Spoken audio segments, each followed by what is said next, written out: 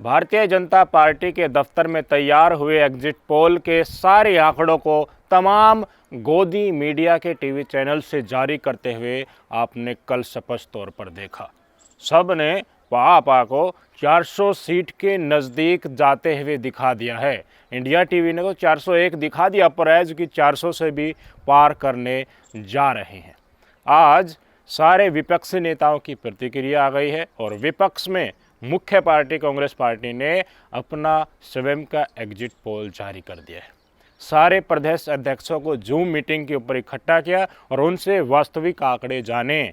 जब चुनाव प्रचार हो रहा होता है तो किसी भी पार्टी के कैंडिडेट से पूछिए कि आप कितने सीटें जीत रहे हैं, तो वो कहता है कि हम 100% जीत रहे हैं। लेकिन आज जो तथ्यों के साथ कांग्रेस पार्टी के राज्य प्रदेश अध्यक्षों ने जो आंकड़े रखे, उसको जानने के बाद आप स्वयं विश्वास करोगे कि जो मल्लिकार्जुन खड़गे साहब ने कहा था कि हम 295 सीटें जीत रहे हैं, वो आंकड़ा उससे प्लस होता हुआ दिख रहा है। भारतीय जनता पार्टी के साथ वही होने जा रहा है जो 2004 में अटल बिहारी वाजपेयी की नेतृत्व वाली भारतीय जनता पार्टी के साथ हुआ था। उस समय शाइनिंग इंडिया का नारा था, इस समय 2047 के विकसित राष्ट्र का नारा है।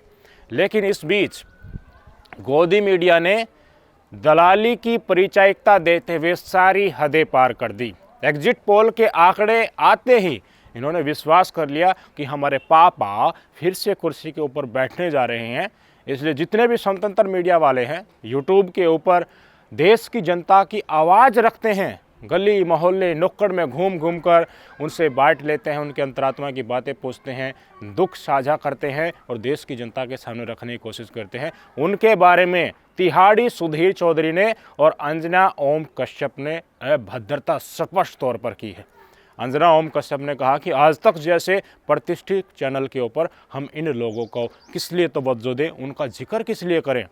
तिहाड़ी चौधरी ने कहा कि उनको अब फिर से नई स्क्रिप्ट लिखना शुरू कर देना चाहिए। रोज़गार, महंगाई, लोकतंत्र, संविधान खत्म हो जाएगा, ये विपक्षी नारे लगा देते थे। ये ऐसा कोई भी धरातल के ऊपर मुद्दा नहीं था। मोदी जी सबके लिए चहेते बन गए हैं, ये गोदी मीडिया की भाषा थी कल एग्जिट पोल जारी करते समय। लेकिन क्या एग्जिट पोल एग्जैक्ट पोल होते हैं? क्या विपक्ष का मनोबल तोड़ने की पूरी कोशिश कर दी गई थी? लोकतंत्र के असल हत्यारे यही गोदी मीडिया है। इनको बिकते हुए पिछले 10 साल में झुकते हुए, रेंगते हुए हमने देखा। और आज जब ये पापा को 400 सीटें देकर तीसरी बार हैट्रिक मरवा रहे हैं, तो क्या विपक्ष और देश की जनता और जिन यूट्यूबर्स के ऊपर ये ताना कसते हैं वो चुप बैठ जाएंगे? मैं दिखाना चाहूँगा कि किस नेता ने क्या क्या वक्तव्य दिया है। अखिलेश यादव ने कहा कि चंडीगढ़ की तरह ये इस चुनाव को हथियाना चाहते हैं। अनिल मसी बैठाए गए हैं जो बैलेट पेपर, पोस्टल बैलेट और ईवीएम में धांधली करने वाले हैं।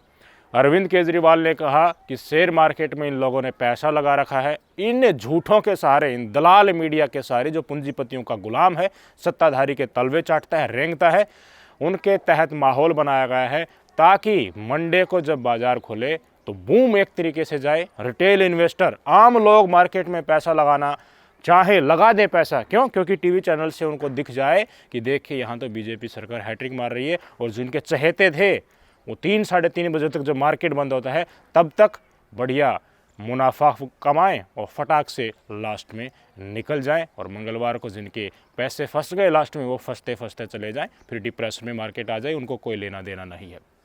राहुल गांधी ने मीडिया से बातचीत की और कहा कि ये जनता का एग्जिट पोल नहीं, ये मोदी का पोल है। सब स्पष्ट तौर पर लोग कह रहे हैं कि बीजेपी के दफ्तर में तैयार हुआ सरकारी एग्जिट पोल है जिसके जरिए फर्जी वातावरण बनाया जा रहा है। लोग यहाँ तक कह रहे हैं कि एक षड्यंत्र जानबूझकर ये रचा जा रहा है ताकि 4 तारीख को इस देश के लोकतंत्र को और संविधान को ठेंगा दिखाकर सत्ता ज़बरदस्ती हड़पी जा सके। इशारा कर रहे हैं कि किस तरीके से मॉक ड्रिल चल रही थी संसद भवन के ऊपर। आर्मी के अध्यक्ष का, सेना अध्यक्ष का कार्यकाल 1 महीने के लिए बढ़ा दिया गया। खतरा तो भारी दिख ही नहीं रहा। आंतरिक खतरा किस तरीके से लोगों को और विपक्ष को जेल में डालने की तैयारी पहले से ही कुछ हो सकी थी, अब को उसको अंतिम रूप देना है 4 तारीख को। लोग ये भी कयास लगा रहे हैं, कह रहे हैं कि ज़बरदस्ती ये आदमी कुर्सी के ऊपर बैठने वाला है। बगावत के सुर जो भाजपा से भी उठेंगे उनको भी दबाने के लिए पूरी तैयारी कर दी है। कल जयराम रमेश जी ने स्पष्ट तौर पर अपने सोशल मीडिया हैंडल पर यह वक्तव्य जारी किया कि गृह मंत्री अमित शाह 150 से ज़्यादा डिस्ट्रिक्ट मजिस्ट्रेट को, डिस्ट्रिक्ट कलेक्टर को फ़ोन कर चुके हैं। क्या मतलब हुआ इसका? इसका मतलब वही तो निर्वाचन अधिकारी हैं, उनके अंडर ही ज़्यादातर जगह वो स्वयं होते हैं जिला अधिकारी, निर्वाचन अधिकारी हर लोकसभा क्षेत्र में। इनको फ़ोन करके डराना धमकाना और अपने अनुकूल चुनाव को हड़पने की तैयारी कर रही है कांग्रेस पार्टी ने आरोप लगाया। लेकिन जितने भी सोशल एक्टिविस्ट हैं, ईवीएम के आंदोलन को लीड किया था, अपोजिशन वाले हैं, इन्होंने एक बात स्पष्ट तौर पर कही है कि हम आत्मबल नहीं खो रहे हैं, हम नहीं मान रहे गोदी मीडिया की एग्जिट पोल की कोई भी सच्चाई होगी, इसलिए हम आखिरी वोट की काउंटिंग तक डटे रहेंगे। और जो हर लोकसभा क्षेत्र से 5% ईवीएम चेक की जाती हैं, जिनमें वीवीपैट की पर्चियों का मिलान ईवीएम की गिनतियों के साथ किया जाता है, उनको पूरी तरीके से चेक करना है। उनमें कोई गड़बड़ी मिली तो तुरंत रिपोर्ट करना है। ये सब आपको पता ही होगा कि कुछ ईवीएम हर लोकसभा क्षेत्र की काउंटिंग होने से पहले ऐसी चूज़ की जाती हैं, स्वेच्छा से की जाती हैं कि कोई भी ईवीएम चूज़ कर लो, उनकी फिर मिलान किया जाता है वीवीपैट पर्चियों के तहत, ताकि उनका सत्यापन हो सके कि ये सही ईवीएम है। तो उसको लेकर भी डटकर मुकाबला करने को लेकर ये बातें विपक्ष के द्वारा कही गई है। हरियाणा कांग्रेस ने तो एक एडवोकेट अपने काउंटिंग एजेंट के साथ भेजने का भी फैसला कर दिया। तो सबका मैंने स्टेटमेंट दिखा दिया। बिल्कुल भी विपक्ष मानने के लिए तैयार नहीं है गोदी मीडिया के इस फर्जी पोल को। ये वही होगा जो 2004 में हुआ था, और इससे पहले कई बार हमने देखा कि जिस पार्टी को ये जिता रहे हैं वो औंधे मुंह गिरती है। हिमाचल में इन्होंने कितनी सीट दिखाई हैं एनडीए को? 6 से 8 सीटें दिखाई हैं, जबकि 4 लोकसभा सीट हैं वहाँ पर। और हरियाणा में इन्होंने 16 से 19 सीटें एनडीए को आती हुई दिखाई हैं, जबकि 10 लोकसभा सीटें टोटल हैं। राजस्थान में 25 लोकसभा सीटें हैं, 33 एनडीए को इन्होंने दिखाई हैं। इसके अलावा एलजेपी 5 सीटों पर लड़ रही है, 6 सीटों पर इन्होंने जीत दिखाई है। कई ऐसे एरर भी इनके एग्जिट पोल में देखने को मिला, जिससे पता चलता है कि पापा को 400 सीटों तक साम दाम दंड कुछ भी करके दिखाना है, फर्जी माहौल खड़ा कर रहा है। अब उस प्रेस कॉन्फ्रेंस की तरफ लेकर चलता हूं जो कांग्रेस पार्टी ने अपनी सभी मीडिया बंधुओं को बुला करके जारी की है। जो भी उपलब्ध थे प्रदेश के अध्यक्ष, उनसे जाना है, धरातल की सच्चाई जानी है, एग्जेगरेशन नहीं। अब चुनाव हो चुके हैं, प्रचार खत्म हो चुका है, वोट डाले जा चुके हैं, तो उनसे एग्जैक्ट सच्चाई जानी है कि देखिए भाई साहब, आप बताओ कि क्या आपकी स्थिति है, आपके राज्य में कांग्रेस पार्टी कितनी सीट जीत रही है और इंडिया गठबंधन कितनी पा रही है। सबसे पहले मैं आपको कर्नाटका में लेकर चलता हूँ और डीके शिव कुमार का वक्तव्य सुनाता हूँ। बहुत ही रोचक चर्चा उन्होंने की। उन्होंने एग्जिट पोल का बोलबाला ही फाड़ दिया, इनको बेनकाब कर दिया। उन्होंने कहा कि एग्जिट पोल वाले तो 4 से 5 हज़ार का सैंपल साइज़ इनका है, हमने भी सर्वे कराई है, लेकिन हमारे सर्वे का सैंपल साइज़ 40,000 से 50,000 लोगों का है। कि इस लोकसभा क्षेत्र से 40 से 50,000 लोगों से हमने पूछा, हर वर्ग से पूछा, हर जगह जाकर पूछा। आप सबको पता है कि डीके शिव कुमार दक्षिण के चाणक्य कहे जाते हैं, और उनके पास जो भी सोर्सेज हैं सर्वे कराने के और राजनीति को अगले कदम तक ले जाने के, वो एडवांस्ड हैं। अमित शाह को टक्कर देते हैं वो दक्षिण की राजनीति में। और उन्होंने कहा कि टू थर्ड से भी ज़्यादा सीटें हम जीत रहे हैं कर्नाटक में। ये सरेआम तौर पर कर्नाटक में एग्जिट पोल जो दिखाए गए थे, जिसमें बीजेपी पिछले वाली 2019 वाली सीटों को बरकरार रखती, उसके ऊपर खींचकर थप्पड़ जड़ता है। कर्नाटक ही तो था जिसको देखने के बाद सबसे पहले लोगों के मन में संशय हुआ था कि ये कैसे हो सकता है। मैं चाहता हूं कि जिस तरीके से डीके शिव कुमार ने वैलिड पॉइंट तथ्यों के साथ रखे हैं और अपना पक्ष मजबूत करना चाहा है कि हम 2/3 सीटें, 18 सीटें तो कम से कम यहाँ पर जीते रहे हैं, कोई नहीं रोक सकता। और एग्जिट पोल उनको 2 से 3, 4, 5 सीटें दिखा रहा था, उस झूठ को बेनकाब किया। सुन लीजिए। I also am in a public life from past 40 years. I think I have contested 10 elections and won 8 elections continuously. And I have conducted so many elections. We also do a survey. We have our own survey done. Our sample sizes will be minimum 40,000-50,000 per constituency. All these surveys which have been collected, they may be about 5,000, 6,000 and all. Surveys can't be done going to a village, sitting at the headquarters of the village and speaking to people. In a village, there are a lot of places where there will be colonies, there will be women, there will be all sections of the society. Every section of the society has become different. Now there are 3-4 sections. One is caste, one is candidate, one is caste. Lot of things works with the any constituency which comes out for the polling. What they are showing in Karnataka, it is very astonishing. Even in at the assembly time of Karnataka, they showed 80 seats, 90 seats to the Congress. But I was very confident that I'll have 136 seats. That was my perfect this one. Actually, we planned for 141 was my earlier comment. Then I just, due to we had some 4-5 seats, we had some internal issues, so we lost 4-5, but I stick on to 136, and that was the number we are. Now also I am telling you, our number will be more, it will be double digit plus more. Over 2/3 of the seats, we are very confident that the Congress party will win in Karnataka, but they are showing, I think this time again they may fail. अब आज ये राजस्थान में गोदी media क्या दिखा रहा है, 1 से 2 सीटें भारतीय राष्ट्रीय कांग्रेस को दिखा रहा है, बाकी सारी की सारी किसको दिखाई जा रही हैं, बीजेपी को दिखाई जा रही हैं। ये भी लोगों के गले के नीचे नहीं उतरा। क्या बताया जा रहा है, अब की बार गोविंद सिंह डोटासरा जी हैं, कांग्रेस अध्यक्ष हैं राजस्थान के। उन्होंने कहा कि हम 11 से 12 सीटें तो 100% जीत ही रहे हैं और 8 सीटें ऐसी हैं जिनके ऊपर हम अपर एज में हैं। टक्कर होता है और टक्कर में अपर एज होती हैं। 8 सीटें ऐसी उन्होंने बताई है, 8 सीटें बीजेपी जीत रही है। लेकिन इनकी अपर एज वाली बात को भी दूर कर देते हैं तो 11 से 12 सीटें तो इन्होंने कही है कि हम 100% जीत रहे हैं। डोटासरा जी ने कहा कि देखिए हम घूमे हैं, कई चरणों में चुनाव हुए, इसलिए हमें घूमने का मौका जगह जगह मिला। चुनाव प्रचार हमने और हमारे कार्यकर्ताओं ने जमकर किया, अपनी नीतियों के बारे में बताया, उनसे जाना और पता चला कि जनता ही चुनाव लड़ रही है। विपक्ष तो एक तरीके से राजनीतिक लीड विपक्ष की तरफ से कर रहे हैं। डोटासरा जी के वक्तव्य सुन लीजिए। कि राजस्थान में 30 सीटों पे लोकसभा का चुनाव हुआ, उसमें से आप देखिए हम लगातार चूरू, झुंझुनू, बाड़मेर, दौसा, भरतपुर, टोंक सवाई माधोपुर, करौली, धौलपुर, नागौर इंडिया गठबंधन, सीकर इंडिया गठबंधन, बांसवाड़ा हमने समर्थन दिया। ये 11-12 सीटें तो हमारी 100% क्लियर हैं और 8 सीटें क्लोज कंटेस्ट की हैं, जिनमें भी हमारा जो है अपर एज है श्री गंगानगर, कोटा, अलवर, जयपुर ग्रामीण, जालोर, सिरोही, जोधपुर, बीकानेर, चित्तौड़। ये केवल 7 सीटों पे अपने आप को सिमेटे हुए हैं। लेकिन जिस प्रकार से मीडिया में परसेप्शन बना रहे हैं और सर्वे के माध्यम से बना रहे हैं, मैं समझता हूं ये कोई बड़ा खेल करने वाला है। तो यहाँ तो हम मुस्तैदी के साथ में लगे हुए हैं, सबको पाबंद कर दिया है कि हम लोग एजेंट को समय पे भेजें, पूरी काउंटिंग कराएं और दिल्ली में चुनाव आयोग से मिलकर के आप कर लीजिए। ये केवल परसेप्शन का खेल कर रहे हैं। आप देखिए सर, तो ऐसे भी और कई प्रदेश अध्यक्षों से बात की गई, असम के प्रदेश अध्यक्ष से बात की गई तो उन्होंने कहा कि हम 50% सीटें जीत रहे हैं, 7 सीटें तो हम जीत ही रहे हैं। वहाँ तो भारतीय जनता पार्टी में पहले से ही कलह चल रही थी, ओल्ड और न्यू बीजेपी में। हरियाणा में उदयबान जी हैं कांग्रेस अध्यक्ष, उन्होंने कहा कि हम देखिए 8 सीटें जीत रहे हैं, 10 की 10 भी जीत सकते हैं लेकिन 8 सीटें हम जीतने जा रहे हैं।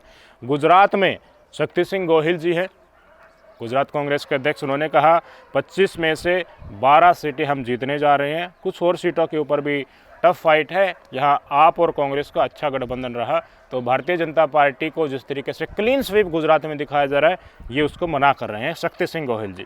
पंजाब के सरदार प्रताप सिंह बाजवा जी से बात की गई तो उन्होंने कहा कि 9 कांग्रेस की सीटें मिल रही हैं पंजाब में, 1 आम आदमी पार्टी को, और जो 3 बच गई वो बीजेपी को मिलने वाले नहीं है। यानी कि 1 हो सकता है निर्दलीय को मिल जाए और 2 हो सकता है शिरोमणि अकाली दल को मिल जाए। ये उनका स्पष्ट तौर पर संकेत था। पंजाब से बीजेपी का सुपड़ा साफ हो रहा, लेकिन 2 से 3 सीटें देखे गोदी मीडिया पंजाब में भी बता रहा था किसान आंदोलन इतना ज़बरदस्त तरीके से हो गया, किसानों को गोली मारकर शहीद कर दिया, क्रूरता भी बरती, और फिर भी देखिए दलाली इतनी गहन हो चली है कि वहाँ भी सीट बरकरार जो पहले थी वो तो दिखाई रहा और कहीं की 1 सीट बढ़ा भी रहे हैं।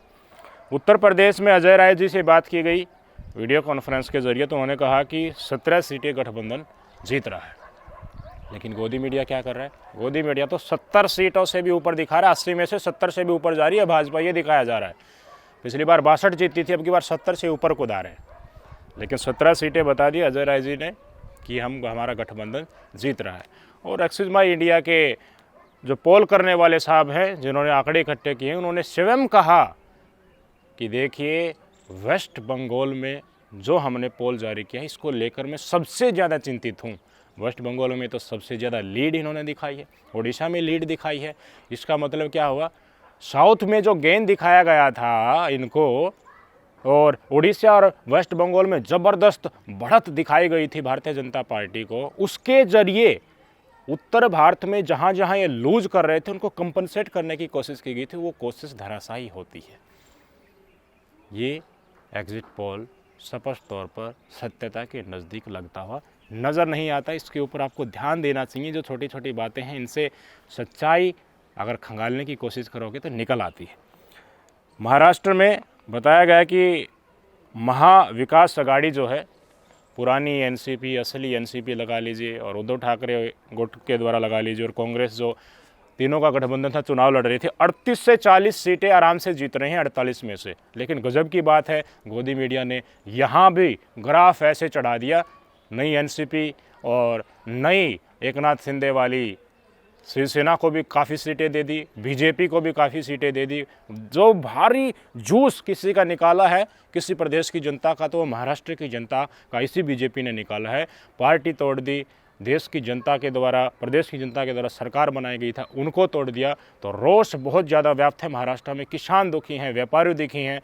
स्पष्ट तौर पर नाना पटोले कांग्रेस के अध्यक्ष, उन्होंने कहा कि बहुत गड़बड़ किया है एग्जिट पोल वालों ने, धोखा किया है, गलत दिखा है ये आंकड़ा। बीजेपी को वहाँ कुछ भी मिलने वाला नहीं है। 4-5 सीटें मुश्किल से मिल जाए तो मिल जाए, इससे आगे वो बढ़ नहीं सकती। हिमाचल में सुखविंदर सिंह सुक्खू जी से बात हुई, 2 सीटें उन्होंने बताया कि हम जीत सकते हैं। और गोदी मीडिया तो सारी की सारी सीटें जीतता दिखा रहा है। गजबे हैं भाई गोदी मीडिया के, क्या ही कर सकते हैं। उन्होंने कहा कि हम तो देखिए एग्जिट पोल पर विश्वास करने वाले लोग नहीं हैं, हम फील्ड पोल पर विश्वास करने वाले लोग हैं। हम फील्ड में गए हैं, घूमते हैं, पैदल जाते हैं, लोगों के बीच में डोर टू डोर जाते हैं, पूछते हैं उनसे। अंडर करंट था और ये समीकरण साफ तौर पर आए हैं निकल करके। सुक्खू साहब ने तो कहा कि पिछली बार विधानसभा चुनाव जो हुए थे उसमें यही एग्जिट पोल 2022 में हमें 25 सीटें दिखा रहे थे और आई 40। देखिए कितना फ़र्क हो गया।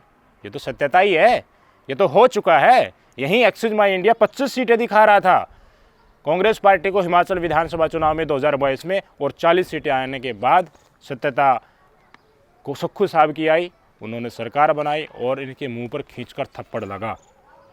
झारखंड में एग्जिट पोल के नतीजों के ऊपर राजेश ठाकुर जी बता रहे हैं, बिल्कुल हम विश्वास नहीं कर सकते, क्योंकि CPI-ML जो एक ही सीट पर लड़ रही है उस सीट को इन्हीं गोदी मीडिया ने 2 से 3 सीटें भी मिलती हुई दिखाई हैं। उन्होंने कहा कि कांग्रेस 4 सीटें जीत रही है और अलायंस भी 4 सीटें जीत रहा है। 8 सीटें आराम से झारखंड में गठबंधन के पाले में जाने वाली है। संथाल के एरिया के ऊपर भी उन्होंने फोकस किया कि दुमका, गोंडा और ऑलरेडी एक सीट वहाँ पर, तीसरी सीट जिसका तीनों सीटों के ऊपर आखिरी चरण में मतदान हुआ था, वे उनमें से 3 में से तीनों या फिर 3 में से 2 तो उनके पक्ष में जाने वाली ही है। उसको और भी एग्जाम्पल उन्होंने दिया कि तमिलनाडु के जो आंकड़े हैं गोदी मीडिया के द्वारा दिए गए हैं वो बिल्कुल भी गले नहीं उतरते हैं। कैसे इतना वोट बैंक भाजपा वहाँ पर ले सकते हैं, वहाँ पर सीट कैसे ले सकती है, वो सत्यता के परे उन्होंने बताया। बिहार से बात की गई, अखिलेश प्रसाद सिंह के द्वारा जयराम रमेश जी को बताया गया कि कांग्रेस 6 सीटें आराम से जीत रही है। 9 सीटों पर चुनाव लड़ रही थी कांग्रेस, गठबंधन में है लालू प्रसाद जी की पार्टी के द्वारा। 2 पर कड़ी टक्कर है। RJD भी लगभग कांग्रेस जैसा प्रदर्शन कर सकती है। माले, CPM 1-1 सीटें जीत सकती हैं। तो कुल मिलाकर 20 सीटें बिहार में गठबंधन जीत सकता है। इन लोगों से बातचीत हुई, फिर हमने सारे आंकड़े समाप्त किए और कुछ जो राज्य रह गए उनके ऊपर भी हमने जाना चाहा। जैसे तेलंगाना है, तेलंगाना में तो कांग्रेस पार्टी की सरकार है, BRS गत्ते से जा रही है।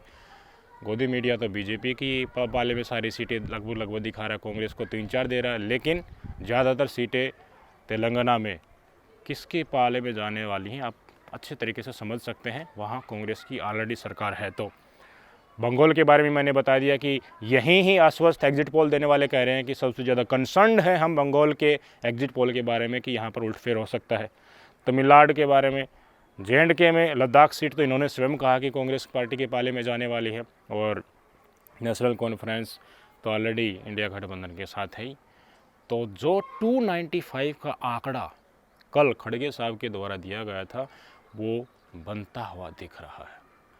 गोदी मीडिया के द्वारा एग्जिट पोल जारी करते समय जो गलतियां की गई, जो पार्टी जहां पर इतनी सीटों पर चुनाव लड़ ही नहीं रही है, वास्तव में इस राज्य में इतनी सीटें हैं ही नहीं, उससे ज़्यादा दिखाने का मतलब है पापा को ऊपर से निर्देश आने के बाद खुश करना था, 400 के नज़दीक दिखाना था। इसके बाद काम किसका है? पापा का है। 4 तारीख को पापा क्या कर सकता है?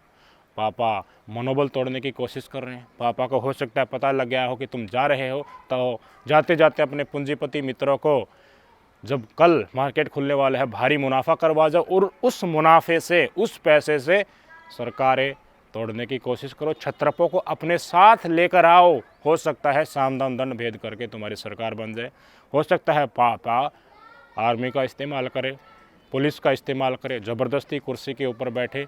हो सकता है पापा इस माहौल बनाने के पीछे नौकरशाही को दबाना चाहता हो, अपना अनिल मेस्सी बैठाकर डंडा चलाना चाहता हो, ताकि जब काउंटिंग हो तो विपक्ष चिल्लाता रह जाए, उनकी एक बात न सुनी जाए और अपने तरीके से क्लोज मार्जिन की सारी सीटें भारतीय जनता पार्टी के पाले में, एनडीए के पाले में डाल दी जाएं। लेकिन सच्चाई तो यही है, एनडीए के साथ, बीजेपी के साथ जितने भी सहयोगी पार्टियां थी, उनका ग्राफ नीचे जा रहा है, बहुत कम सीटें उनको मिल रही हैं।